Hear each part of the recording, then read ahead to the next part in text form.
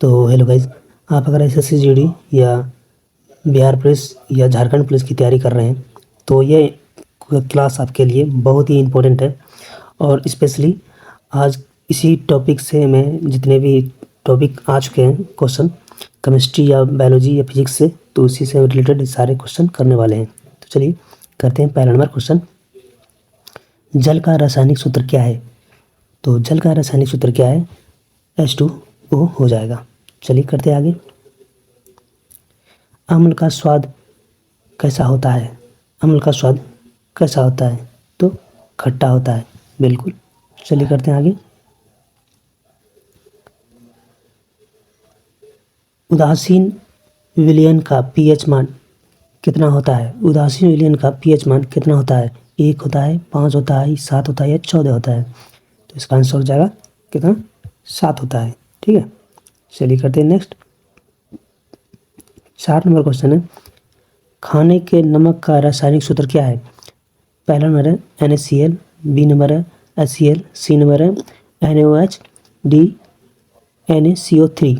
तो फटाफट से कीजिए। तो खाने का नमक का क्या हो जाएगा रासायनिक सूत्र? खाने का नमक का सूत्र हो जाएगा NaCl। चलिए करते हैं आगे। लोहे में जंग लगने के लिए किसकी आवश्यकता होती है? लोहे में जंग लगने के लिए जो कारण है वो होता है ऑक्सीजन और जल का आवश्यकता होती है। ठीक है, चलिए करते हैं आगे। नीले लिटमस अम्ल में किस रंग का होना नीले लिटमस अम्ल में किस रंग का होता है? नीले लिटमस अम्ल किस रंग का होता है? तो लाल रंग का होता है। चलिए करते हैं 7 नंबर। सबसे हल्की गैस कौन सा होता है? ऑक्सीजन होता है, नाइट्रोजन होता है, हाइड्रोजन होता है या कार्बन डाइऑक्साइड होता है? तो इसका हो जाएगा क्या हो जाएगा?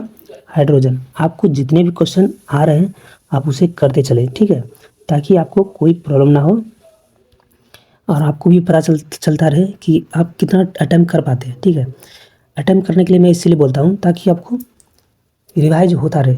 ठीक है, गलत ही तो गलत ही, रिवाइज करते रहो। ठीक है, चलिए करते हैं। कार्बन डाइऑक्साइड का रासायनिक सूत्र क्या है? तो रासायनिक सूत्र हो जाएगा CO2। चलिए करते हैं। निम्न में से कौन सा एक धातु है? निम्न में से कौन सा एक धातु है? तो तांबा हो जाएगा। क्या हो जाएगा? तांबा। LPG में मुख्य कौन से गैस होते हैं? LPG में मुख्य कौन से गैस होते हैं? तो बिल्कुल प्रोपेन और ब्यूटेन हो जाएगा। प्रोपेन और ब्यूटेन हो जाएगा। बेकिंग सोडा का रासायनिक सूत्र क्या है? बेकिंग सोडा का रासायनिक सूत्र NaHCO3 NaHCO3 हो जाएगा। चलिए करते हैं आगे। कौन सा धातु समान तापमान पर द्रव अवस्था में हो जाता है? तो पारा हो जाएगा। चलिए करते हैं। परमाणु का केंद्र किससे मिलकर बनता है? परमाणु का जो केंद्र होता है किससे मिलकर बनता है? तो ब्यूटेन और प्रोपेन हो जाएगा। बी नंबर आंसर होगा। चलिए 14 नंबर करते हैं। ऑक्सीजन का परमाणु क्रमांक कितना होता है? ऑक्सीजन का परमाणु क्रमांक कितना होता है? फटाफट से कीजिएगा आप लोग। ऑक्सीजन का परमाणु क्रमांक कितना होता है? तो बिल्कुल 8 होता है। चलिए करते हैं। देखिए, परमाणु क्रमांक आपको बहुत बार पूछा जाता है, कम से कम 2 क्वेश्चन तो इससे पूछ ही लिए जाते हैं। ठीक है, तो परमाणु क्रमांक आप याद रख लें। चलिए करते हैं। अम्ल और क्षार की अभिक्रिया से क्या बनता है? अम्ल और क्षार की अभिक्रिया से क्या बनता है? तो अम्ल और क्षार की अभिक्रिया से नमक और जल बनता है। ठीक है, चलिए करते हैं आगे। तो चलिए बायोलॉजी का अब 15 क्वेश्चन करते हैं।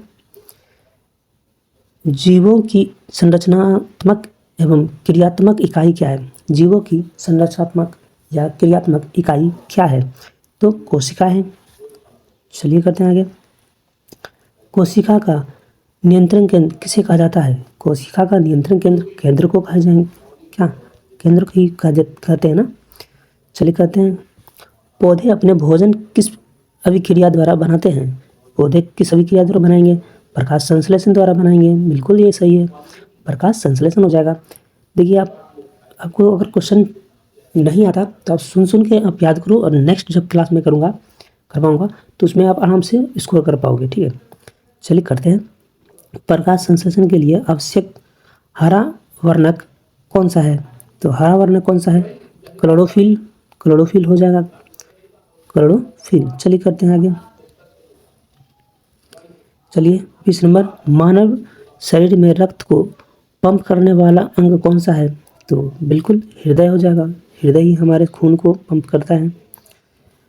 मानव शरीर का सबसे बड़ा अंग कौन सा है? मानव शरीर का सबसे बड़ा अंग त्वचा हो जाएगा। कहाँ है त्वचा जी? त्वचा यहाँ है। चलिए आगे देख लेते हैं। श्वसन के लिए मुख्य अंग कौन सा है? तो श्वसन के लिए मुख्य अंग कौन सा होगा? तो फेफड़ा होगा। कहाँ है जी? फेफड़ा, बिल्कुल फेफड़ा होगा। चलिए करते हैं आगे। रक्त का लाल रंग किसके कारण होता है? रक्त का लाल रंग किसके कारण होगा?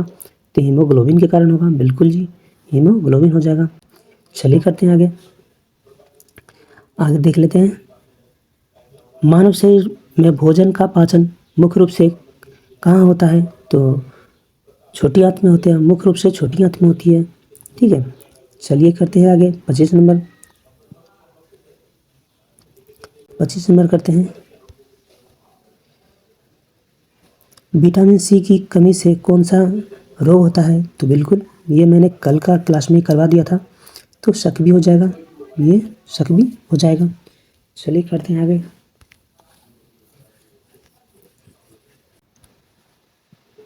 विटामिन डी की कमी से कौन सा रोग होता है?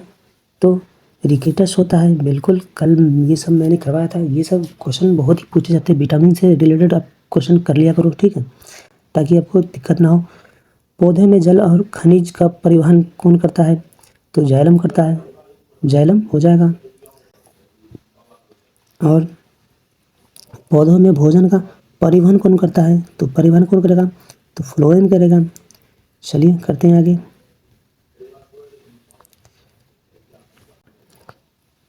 मनुष्य के शरीर में कुल कितने गुणसूत्र होते हैं? तो कुल कितने होते हैं? 23 जोड़ी होते हैं, लेकिन 46 जोड़ी होती हैं, 46 जोड़ी होती हैं, तो 46 हो जाएगा। चलिए करते हैं आगे। माइटोकॉन्ड्रिया को कोशिका का क्या कहा जाता है? तो माइटोकॉन्ड्रिया को कोशिका का क्या कहा जाता है? तो ऊर्जा ग्रह कहा जाता है, ऊर्जा ग्रह हो जाएगा।